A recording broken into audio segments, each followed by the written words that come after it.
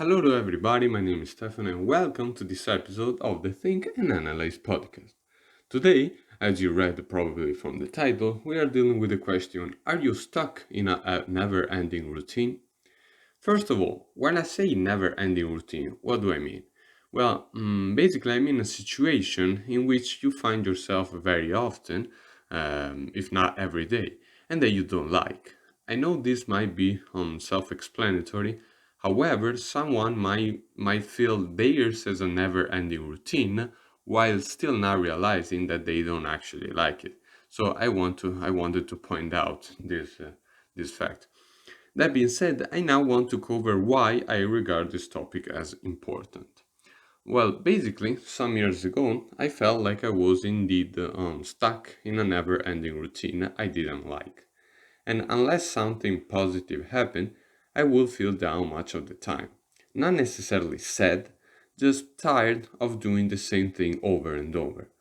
And that routine basically consisted in waking up, preparing, going to the station, hopping on a crowded train, reaching another town and going to school, finishing school and getting back to home with another train.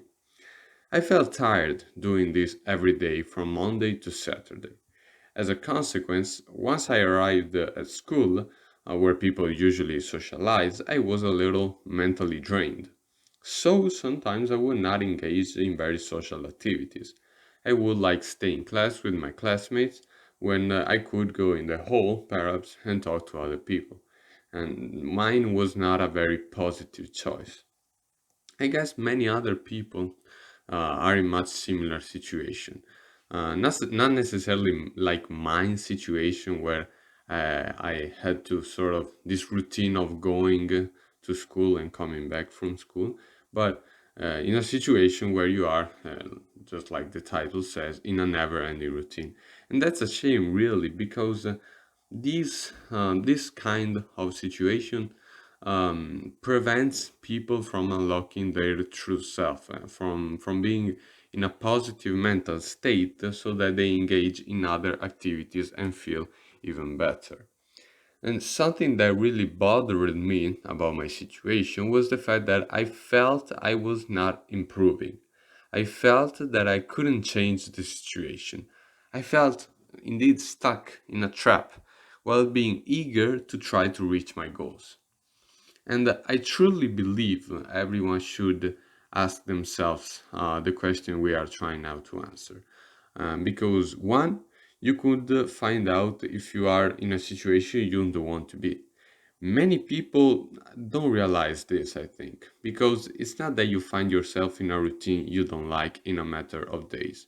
You slowly reach it, and therefore you don't instantly, sorry, you don't, but well, yes, you don't instantly, but you never perceive the slight changes in your emotional state. It's like you do one thing, then you do another thing slightly, let's say, towards something you don't like, but you can't really tell the difference. You don't perceive this sort of modification, and so you go on with doing things that you don't actually like. And unless you stop and think about where you are going, you will basically adapt to the situation without even realizing it. As a matter of fact, you could accidentally realize where you are going if something really bad happens that shakes you and wakes you up. But you could also go on with your life with a feeling of uneasiness that lies deep down in you.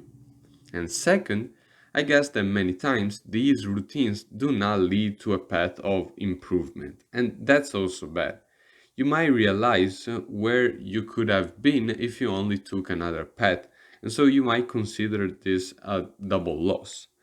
When I was actually preparing this episode, when I was writing, I felt like these situations are just like the tests you have to pass in order to enter a university.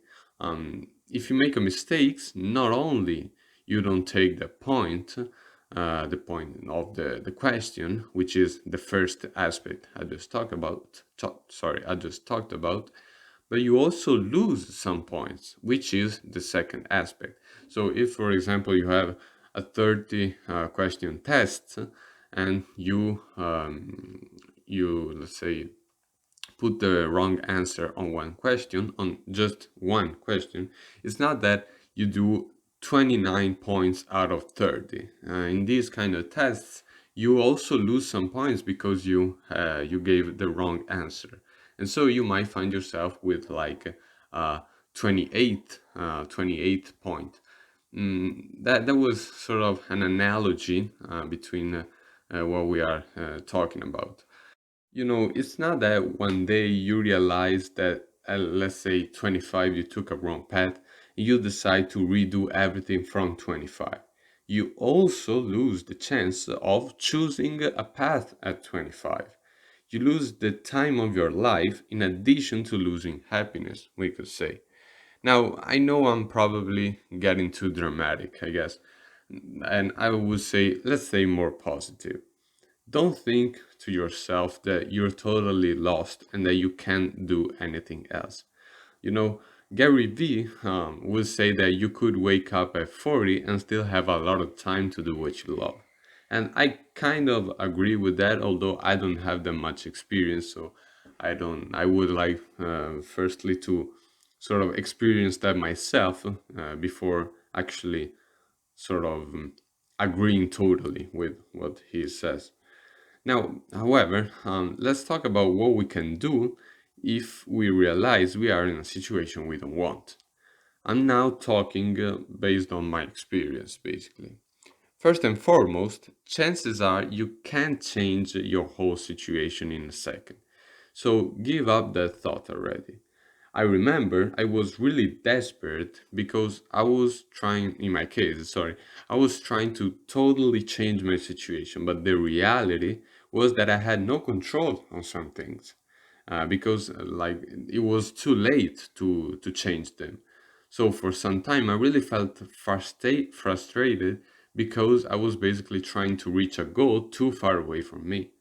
And I was idealizing how things should be instead of trying to fix my actual situation. So after this, also realize that things will take time to change. It's not that you do one thing and you have now fixed everything. You need to stay consistent with some new actions that you are planning to make so that those become part of your new, better routine. About this topic, I want to point out that when trying to change a routine, to change a situation, I guess you are trying to change yourself for the most part. You are trying to improve so that you will automatically tend to engage in activities you like best. It may sound too harsh, but I believe that if you are in a situation you don't like, that's because you are doing something that doesn't reflect 100% who you truly are. So you need to change that part of yourself. For instance, you might have been educated to do what your parents regard as right for you, when in reality you want to do different things. Now, okay, I know that this example of the parents educating you is, I would say, it's become sort of a cliche, but I guess it really embodies, we could say, a perfect example of a situation like that the one we are talking about. And so, if that was the case, you could, for example, tend to do activities that are subconsciously boring for you. If your parents educated you to do such things that they liked, you could now do them unconsciously, thinking that they are what you actually like, when in reality they are boring for you. But actually, there are endless possibilities, and I guess you know yourself, or at least you are able to dive into yourself better than anyone else. Okay, after all these premises, I'm now going to talk about practical things. First of all, find one thing that you don't like about your situation. And I'm not saying one abstract thing like what I'm doing is too boring, but tangible things like I find this specific activity boring. Now, you may find several activities boring, and so you end up saying everything is boring, but be more precise in what you're trying to take into consideration. And I'll say what I mean with this. I'll say why I'm saying this in a second. For me, in my routine, one thing like that was the fact that I was very often alone when moving from school to home, and vice versa, or I was with one or two friends I really didn't connect with. Once you have detected something, see if you can fix it. For me, looking back, I guess I could have fixed something just a little. Not really when going to school, but when coming back. I could have talked more with some people I knew. There actually were some I didn't use to talk about, but I could sorry to talk with, but I could have. However, that's quite tricky to say because at that time I was not so confident. So I honestly don't know if things could go well if I tried to talk to other people. I find this topic, like I said, very tricky. That's because you are trying to change yourself, so certain things don't come natural. And while someone external could say do this or do that, you actually live in that situation, have to deal with your emotions also. Nevertheless, I guess there are many aspects one could try to improve on. So try to do the best you can. Try to do the things that you feel you can do well, I would say. I guess there's no need, generally speaking, to bring about a massive change in your activities. That means find anything you can improve on and improve it. Be like pragmatic. For me, I did some courses after school so that I didn't have to get home at lunchtime. In this way, when I finished the course, my father could pick me up and I could go home with him by car. Now, I didn't engage in those courses just for the sake of trying to avoid going back to school alone. Sorry, going back home alone. However, if you notice that you have the possibility of doing something you actually might like, do that. I mean, if anything goes wrong, you can like stop going to that activity and go back to your normal routine. However, you might find something you like, and so that might be an improvement. And I'm not saying what I did to show how good I was. It's just that I believe that telling you how I did this is much more useful than just telling you theoretically what to do. I honestly think that it is not an easy task either to find what you can change. But what's the alternative? Staying with the same things every day? I don't think so.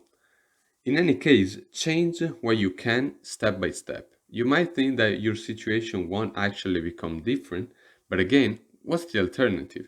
You better try. You never know what might happen next. In fact, there's a good probability that things you didn't consider will actually happen, and as a consequence, your situation will be drastically different, hopefully in a good way. Remember that you could also make mistakes. You could think that something is right for you, then you try and realize it's not. That's part of the process. Don't sort of be scared. Don't think that, oh, I thought this was the right path for me. It didn't work. Now what I do? Just be okay with that, accept it, and try something else. And one final thing on how to fix your situation, and I guess this is very important. If everything fails, just accept the situation and try to change something else in your life. What I mean with this is if you have many other positive things happening to you, you will feel the negative one or the negative ones much less. This can happen with simple things. For me, I remember that on Thursday I've always played tennis. So when I was on the train alone, I really felt better as soon as I remembered that in the afternoon I would go to play. In the end, there's always room for improvement, and even if you feel that nothing actually changed, just keep trying to improve on what you can. Sooner or later, that situation, that bad situation you are in, will end. It might even end not because of you, let's be honest. However, if in the process you strive to improve as many things as you can, you surely leave that period much better than if you would have done nothing. Finally, as a conclusion for this episode, I want to say that I'm still living after 3 years of trying to improve as many things as I could, a routine that I don't totally like. But that's because now I want to improve even more and I feel quite far from my goals again. However, and I'm totally honest now, I feel good psychologically.